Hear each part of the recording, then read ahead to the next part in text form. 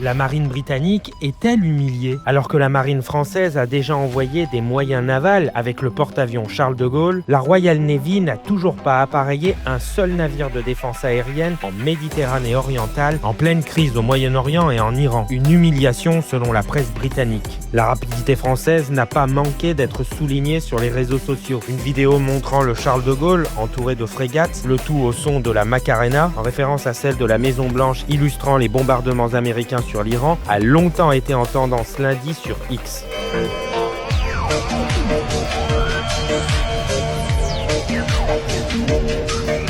Il faut dire que la comparaison est particulièrement frappante. Alors qu'il faudra 2 semaines à Londres pour que la frégate HMS Dragon se rende sur place, Emmanuel Macron a annoncé lundi le déploiement de 8 frégates, 2 porte-hélicoptères amphibies et donc le Charles de Gaulle au large de Chypre. S'ajoute à cela 2 frégates mobilisées pour la sécurisation du trafic en mer Rouge. Alors que ces 6 frégates de défense aérienne de type 45 sont en entretien, que les 2 porte-avions, le Queen Elizabeth et le Prince of Wales, sont en maintenance et qu'un seul des 5 sous-marins à propulsion nucléaire n'est disponible, le coup est rude pour la Royal Navy qui a longtemps été la marine la plus puissante au monde. Se disant mécontent du Premier ministre Keir Starmer, Donald Trump a même lâché que les partenaires français ou allemands étaient plus fiables. Certes, Starmer a essayé de corriger le tir en annonçant le déploiement de 4 avions de chasse Typhoon supplémentaires au Qatar et l'envoi à Chypre d'hélicoptères Wildcat. Mais l'image internationale du Royaume-Uni en prend un coup. Chypre, pourtant dotée de 2 bases de la Royal Air Force et de l'armée de terre, a surtout salué la réactivité française après une attaque de drone venue du Liban le 2 mars. Et le plus haut diplomate chypriote au Royaume-Uni a exprimé la frustration de son pays vis-à-vis de Londres. De leur côté, Bahreïn et les Émirats arabes unis ont fait part de leur mécontentement quant à la gestion de la crise par le gouvernement de Sa Majesté, selon la presse britannique. Alors que la Royal Navy était l'étendard du Royaume-Uni, l'opinion britannique est consternée par ses lacunes capacitaires révélées par la crise du Moyen-Orient. À la fin de la guerre froide, elle alignait 34 frégates, 12 destroyers, 3 porte-avions et 4 sous-marins d'attaque à propulsion nucléaire. Or, ces chiffres n'ont cessé de sombrer. Et la flotte a diminué de près de 50% depuis 2010, passant de 24 frégates